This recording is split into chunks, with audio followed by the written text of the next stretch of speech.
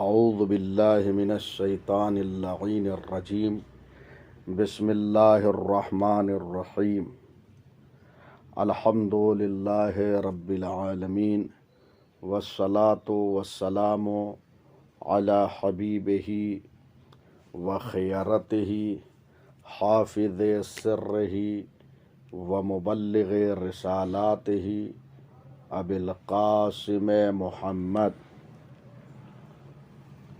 وآلہ الطیبین الطاہرین المعصومین المظلومین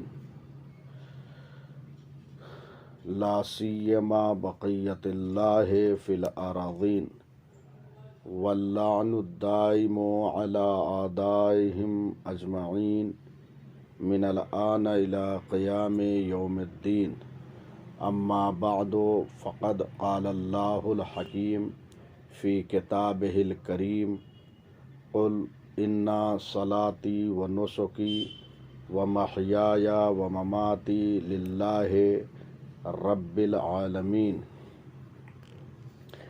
محترم اور معزز سامعین، آج ہماری گفتگو کا عنوان ہے عمل میں اخلاص۔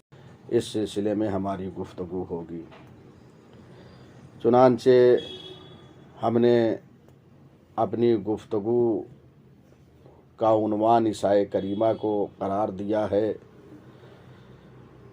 کہ جس میں رسول اللہ سے خطاب کرتے ہوئے پروردگار فرما رہا ہے، قل، اے پیغمبر کہہ دو،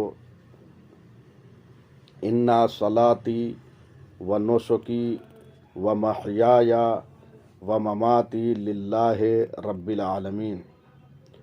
بتحقیق میری نماز، میری ساری عبادت اور میری حیات اور میری موت سب اللہ کے لیے ہے جو عالمین کا پالنے والا ہے۔ آپ اس آیہ کریمہ میں ملاحظہ فرمائیں کہ نماز کی نسبت اللہ کی طرف، تمام عبادت کی نسبت اللہ کی طرف،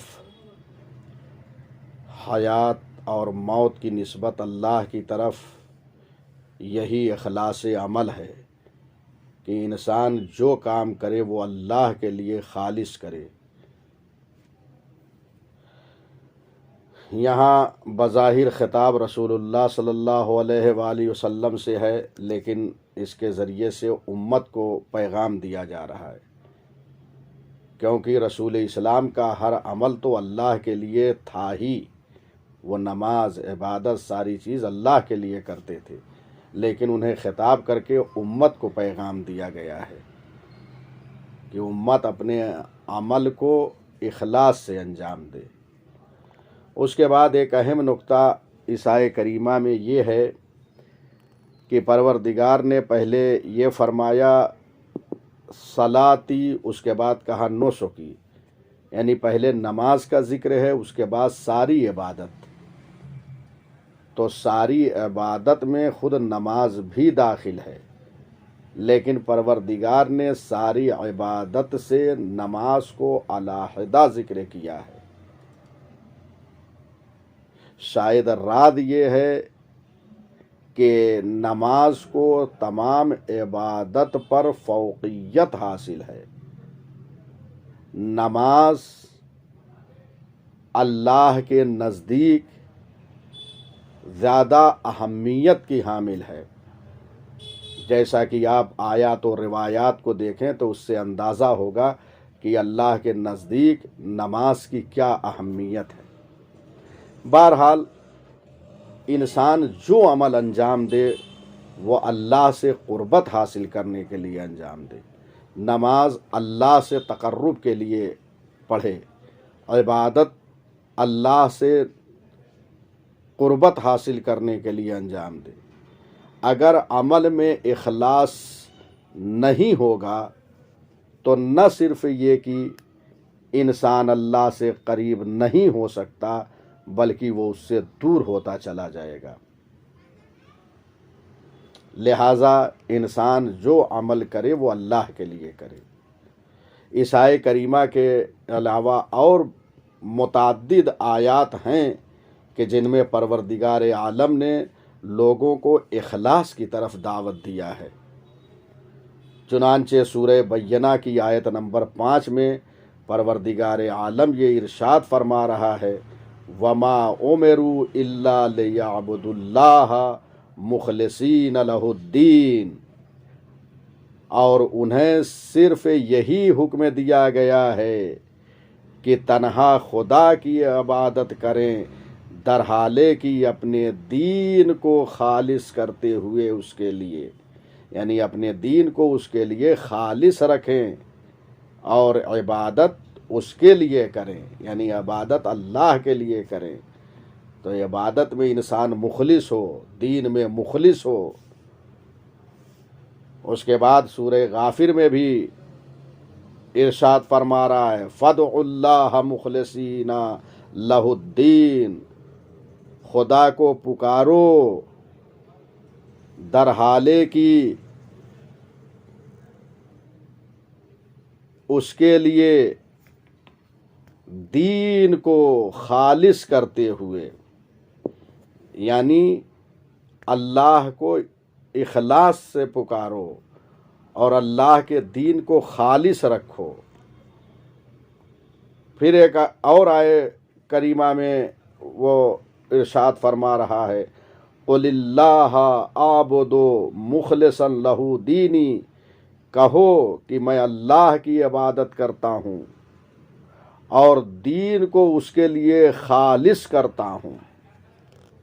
غور فرما رہے ہیں، یہ ساری آیات کریمہ کہ جن کو میں نے تلاوت کیا، ان سب میں پروردگار عالم انسان کو اخلاص کی طرف دعوت دے رہا ہے۔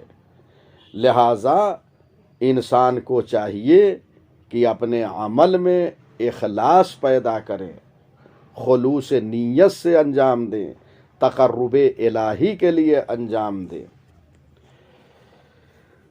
بہرحال ان کے علاوہ اور بھی متعدد آیات کریمہ ہیں کہ جن میں پروردگار نے اخلاص کی طرف دعوت دیا ہے۔ ہم انہی چند آیتوں پر اکتفا کر رہے ہیں، انشاءاللہ ان کے ذریعے سے یہ موضوع واضح اور روشن ہو گیا ہوگا۔ اب آئیے، اخلاص جو ہے اس کے مراحل ہیں، اس کے مدارج ہیں، اس کے درجات ہیں۔ اخلاص میں سب برابر نہیں ہیں، سب مساوی نہیں ہیں، سب کا اخلاص ایک جیسا نہیں ہے۔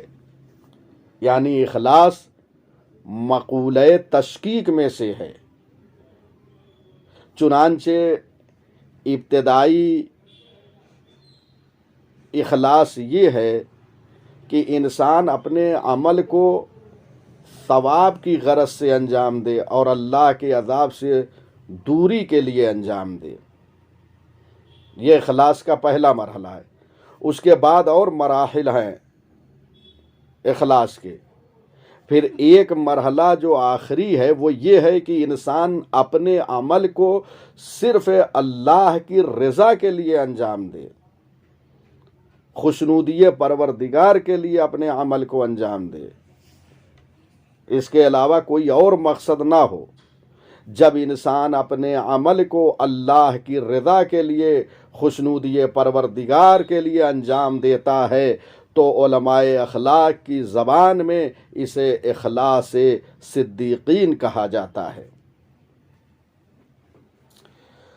اب سوال یہ پیدا ہوتا ہے کہ ایک انسان اپنے اندر اخلاص کیسے پیدا کرے، وہ اسباب کیا ہیں کہ جن کے ذریعے سے عمل میں اخلاص جو ہے پیدا ہوتے ہیں، وہ اسباب کیا ہیں؟ یعنی اگر انسان اپنے اندر اخلاص پیدا کرنا چاہے تو وہ کیا چیزیں ہیں کہ جن کے ذریعے سے انسان جو ہے اخلاص پیدا کر سکتا ہے؟ تو اس کے لیے اگر آپ کلمات معصومین علیہم الصلاۃ والسلام کو دیکھیں اور ملاحظہ فرمائیں تو آپ کو متعدد چیزیں ملیں گی، متعدد عوامل ملیں گے، متعدد اسباب ملیں گے کہ جن کے ذریعے سے انسان اپنے وجود میں اخلاص کو پیدا کر سکتا ہے، یعنی وہ مخلص بن سکتا ہے۔ وہ یہ ہے کہ انسان غیر اللہ سے لو نہ لگائے، غیر اللہ سے رابطے کو منقطع کر دے، صرف اللہ کا ہو جائے، اللہ کے لیے عمل کو انجام دے، اللہ کی خاطر عمل کو انجام دے۔ چنانچہ امام باقر علیہ السلام فرماتے ہیں کہ خدا کا کوئی بندہ حقیقی عبادت گزار نہیں بن سکتا مگر یہ کہ وہ تمام بندوں سے کٹ کر جدا ہو کر اس کا ہو جائے۔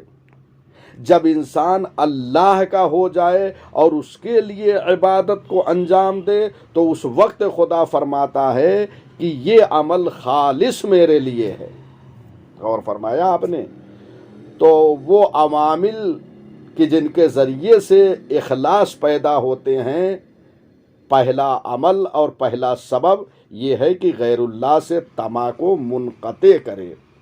دوسرا سبب یہ ہے کہ علم و یقین پیدا کرے، یعنی جیسے انسان کے اندر علم و یقین پیدا ہوگا، انسان کے اندر اخلاص پیدا ہوگا۔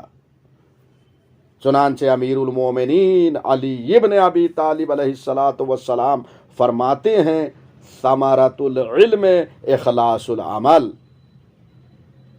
علم کا ثمرہ، علم کا نتیجہ یہ ہے کہ عمل میں جو ہے وہ اخلاص پیدا ہوتا ہے۔ بس اس سے یہ بھی ثابت ہو گیا کہ جیسے جیسے علم بڑھتا جائے گا انسان کے اندر خالق کی عظمت بڑھتی جائے گی، اور جیسے جیسے عظمت پروردگار اس کے نظر میں بڑھتی جائے گی اس سے اس کے اخلاص میں اضافہ ہوتا چلا جائے گا۔ تیسرا سبب یہ ہے کہ انسان آرزوؤں کو کم کرے، بہت زیادہ امیدیں نہ پیدا کرے، بہت زیادہ آرزویں نہ کرے۔ انسان اگر آرزوؤں کو کم کرتا ہے تو اس کے اندر اخلاص پیدا ہوتا ہے۔ اس کے لیے بھی امیر المومنین علی ابن ابی طالب علیہ السلام فرماتے ہیں آرزوؤں کو کم کرو تاکہ تمہارے اعمال خالص ہو جائیں، یعنی آرزوؤں کو کم کیا جائے تو انسان مخلص ہو جاتا ہے، خلوص نیت سے پھر عمل کو انجام دیتا ہے، لیکن اگر آرزویں زیادہ ہو جائیں گی تو اخلاص سے دور ہو جائے گا۔ چوتھا سبب یہ ہے کہ انسان گناہ اور ہوائے نفس سے پرہیز کرے۔ جب انسان گناہ انجام دیتا ہے تو اخلاص اس کے اندر نہیں پایا جاتا ہے، اور جیسے جیسے گناہوں سے پرہیز کرتا چلا جاتا ہے اس کے اندر اخلاص پیدا ہوتا جاتا ہے۔ چنانچہ رسول خدا صلی اللہ علیہ وآلہ وسلم فرماتے ہیں تمام الاخلاص اجتناب المحارم، گناہوں سے دوری کرنا کمال اخلاص ہے۔ بہرحال یہ چند اسباب کو، چند عوامل کو ہم نے یہاں پر بیان کیا، ان کے علاوہ اور بھی عوامل ہیں لیکن انہی چند پر ہم اکتفا کرتے ہیں۔ مزید جو ہے تفصیل کے لیے آپ کتب اخلاقی کی طرف رجوع فرمائیں، انشاءاللہ وہاں اور بہت ساری باتیں آپ کو مل جائیں گی۔ تو آپ ملاحظہ فرما رہے ہیں۔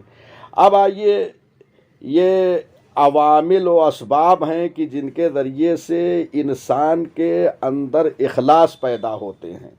جب انسان مخلص ہو جاتا ہے، خلوص کے ساتھ عبادت کو انجام دیتا ہے، خلوص کے ساتھ ہر عمل کرتا ہے، تو یقیناً اب اس کے کچھ اثرات بھی مرتب ہوتے ہیں۔ اگر آپ دیکھیں انسان جب خلوص نیت سے عمل کو انجام دیتا ہے، اخلاص کے ساتھ انجام دیتا ہے، تو اب کچھ اثرات مرتب ہوتے ہیں کہ جن اثرات کی طرف آیات و روایات میں اشارہ ہوا ہے، میں یہاں پہ چند اثرات کو آپ کی خدمت میں عرض کرنے کی کوشش کرتا ہوں تاکہ یہ بات جو ہے واضح اور روشن ہو جائے کہ انسان جب خلوص سے کسی چیز کو انجام دیتا ہے، کسی عبادت کو، کسی عمل کو، تو اسے تقرب پروردگار حاصل ہوتا ہے، وہ اللہ سے قریب ہو جاتا ہے، وہ اللہ سے نزدیک ہو جاتا ہے۔ چنانچہ قرآن مجید میں ارشاد پروردگار ہے فمن کانا یرجو لقاء ربہ فلیعمل عملا صالحا ولا یشرک بعبادت ربہ احدا۔ جو اللہ سے ملاقات کا خواہاں ہو اسے عمل صالح انجام دینا چاہیے، اسے نیک عمل کو انجام دینا چاہیے، اور اپنی عبادت اور اپنے رب کی عبادت میں کسی ایک کو شریک قرار نہ دے۔ ولا یشرک بے عبادت رب ہی، یعنی اپنے رب کی جو عبادت کرے اس میں کسی کو شریک قرار نہ دے۔ تو آپ نے دیکھا کہ اگر انسان جو ہے اللہ کے ملاقات کا خواہاں ہے تو اسے عمل صالح انجام دینا چاہیے، اور اس کی عبادت میں کسی کو شریک قرار نہیں دینا چاہیے۔ جب شریک قرار نہیں دے گا تو عمل خالص ہوگا، جب خالص ہوگا تو یقیناً اللہ سے قربت وہ پیدا کر لے گا، اللہ سے نزدیک ہو جائے گا۔ امام علی علیہ الصلاۃ والسلام ایک حدیث مبارک میں ارشاد فرماتے ہیں تقرب العبد الی اللہ سبحانہ باخلاص نیتہ، بندہ اللہ سے اپنے اخلاص نیت کے ذریعے سے قریب ہوتا ہے۔ جب اخلاص کے ساتھ عمل انجام دیتا ہے، اخلاص نیت کے ساتھ عمل انجام دیتا ہے تو اسے اللہ کا تقرب حاصل ہو جاتا ہے۔ تو پہلا اثر یہ ہے کہ انسان اللہ سے نزدیک ہو جاتا ہے۔ دوسرا اثر یہ ہے کہ انسان پر خدا کی مدد نازل ہوتی ہے، یعنی انسان جب اللہ کے لیے عمل کو انجام دیتا ہے تو پروردگار اپنی امداد کو اس کے لیے بھیجتا ہے۔ چنانچہ مخدوم کائنات صدیقہ کبریٰ حضرت فاطمہ زہرا سلام اللہ علیہا نے فرمایا ہے من اسعد الی اللہ خالص عبادتہ احبط اللہ الیہ افضل مصلحتہ۔ جو پروردگار کی طرف اپنی خالص عبادت کو بھیجتا ہے تو پروردگار اپنی بہترین مصلحت اس کے لیے نازل کرتا ہے، یعنی جو اپنی عبادت کو خلوص کے ساتھ اللہ کی بارگاہ میں بھیجتا ہے اللہ اس کے لیے بہترین مدد اور مصلحت کو نازل کرتا ہے۔ تیسرے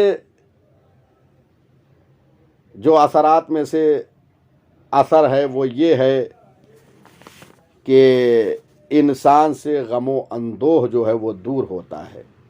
جب انسان خلوص سے عمل کو انجام دیتا ہے تو رنج و غم، بلا و مصیبت سب اس سے دور ہو جاتی ہے، کیونکہ وہ ولی خدا بن جاتا ہے اخلاص کے ذریعے سے۔ وہ جانتا ہے کہ کائنات میں کوئی چیز سوائے خدا کے مؤثر نہیں ہے، لا مؤثر فی الوجود الا اللہ، کائنات میں اللہ کے علاوہ کوئی چیز مؤثر نہیں ہے۔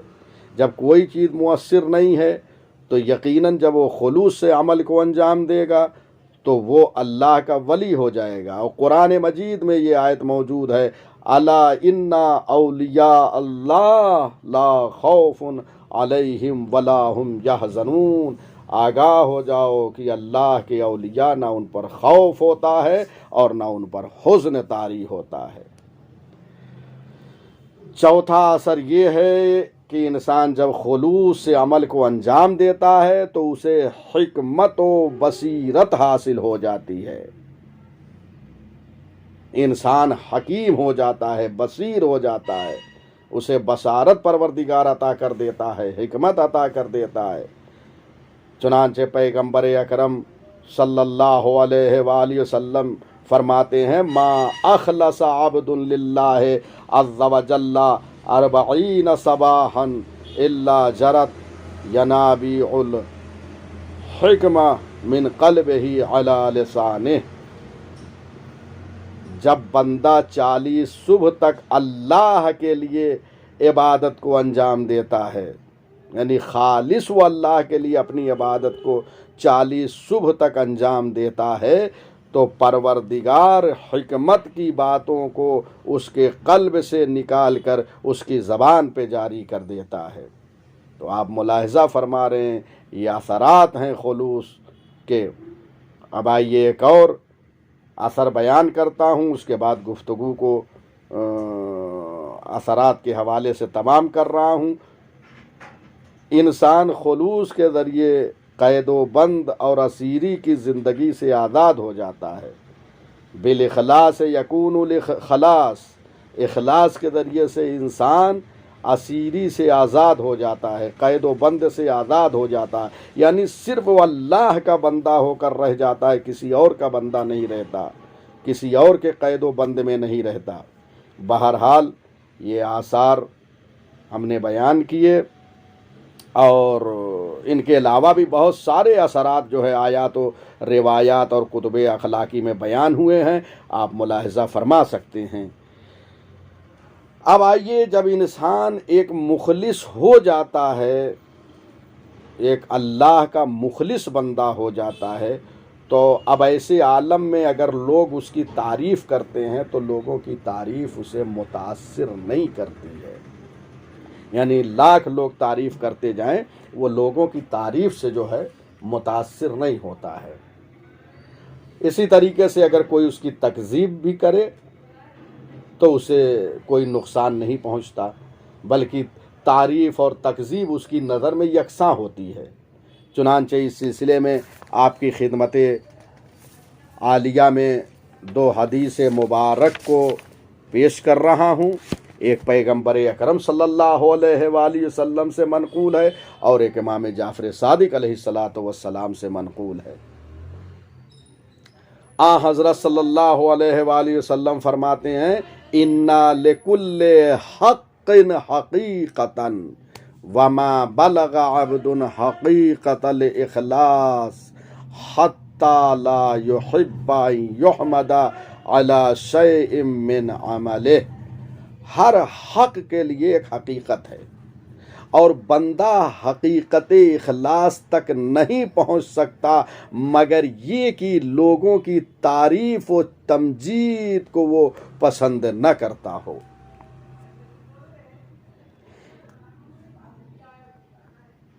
یعنی جب انسان حقیقت اخلاص پہ پہنچ جاتا ہے تو اب وہ لوگوں کی تعریف کو پسند نہیں کرتا ہے۔ امام جعفر صادق علیہ السلام فرماتے ہیں، انسان خالص بندہ نہیں ہوتا مگر یہ کہ لوگوں کی تعریف و تکذیب اس کی نظر میں یکساں ہوتی ہے۔ یعنی انسان جب اخلاص کی منزل پہ پہنچ جاتا ہے تو لوگوں کی تعریف اور تکذیب اس کے لیے جو ہے یکساں ہو جاتی ہے، کیونکہ وہ جانتا ہے کہ لوگوں کی تعریف اور تکذیب جو ہے میری حقیقت کو بدل نہیں سکتی ہے، میں جو ہوں وہی رہوں گا۔ میں اللہ کا مخلص بندہ ہوں تو مخلص رہوں گا، نہ تعریف سے کچھ ہونے والا ہے اور نہ تکذیب سے کوئی حقیقت و ماہیت بدلنے والی ہے۔ آپ نے غور فرمایا کہ انسان جب مخلص ہو جاتا ہے تو اس کی نظر میں تعریف و تکذیب یکساں ہو جاتی ہے۔ چنانچہ یہاں پر ایک واقعہ اس سلسلے میں اسی سے مربوط میں نقل کر رہا ہوں، بہترین واقعہ ہے کہ جس میں اس مطلب کی طرف اشارہ کیا گیا ہے کہ مرجع عالی قدر حضرت آیت اللہ العظمیٰ بروجردی رحمۃ اللہ علیہ، ایک مرتبہ ان کے پاس کچھ حضرات بیٹھے ہوئے تھے جو ان کے کاموں کی تعریف کر رہے تھے، ان کے کاموں کی تمجید کر رہے تھے، اور اس طریقے سے وہ چاہ رہے تھے کہ ہم آغا کو ان کے کاموں کو بتا کر ان کو متاثر کریں، لیکن بہرحال وہ اس قدر با اخلاص تھے، وہ اس قدر جو ہے مخلص تھے کہ ان کو لوگوں کی تعریفیں جو ہے وہ متاثر نہیں کر رہی تھی۔ چنانچہ یہ ساری باتوں کو آیت اللہ العظمیٰ بروجردی رحمۃ اللہ علیہ سن رہے تھے، اور ان کی خدمت میں آیت اللہ مصطفیٰ خنساری بھی بیٹھے ہوئے تھے۔ ایک مرتبہ آیت اللہ بروجردی نے آقائے مصطفیٰ انصاری کی طرف رخ کیا اور کہا کہ یہ سب تعریفیں کر رہے ہیں میرے کام کی، آپ نے یہ کام کیا، آپ نے یہ کام کیا، آپ نے مسجد بنائی، آپ نے کتابیں لکھی، آپ نے مجتہد جو ہے بنائے، تو تم کیوں نہیں تعریف کرتے ہو ان لوگوں کی طرح؟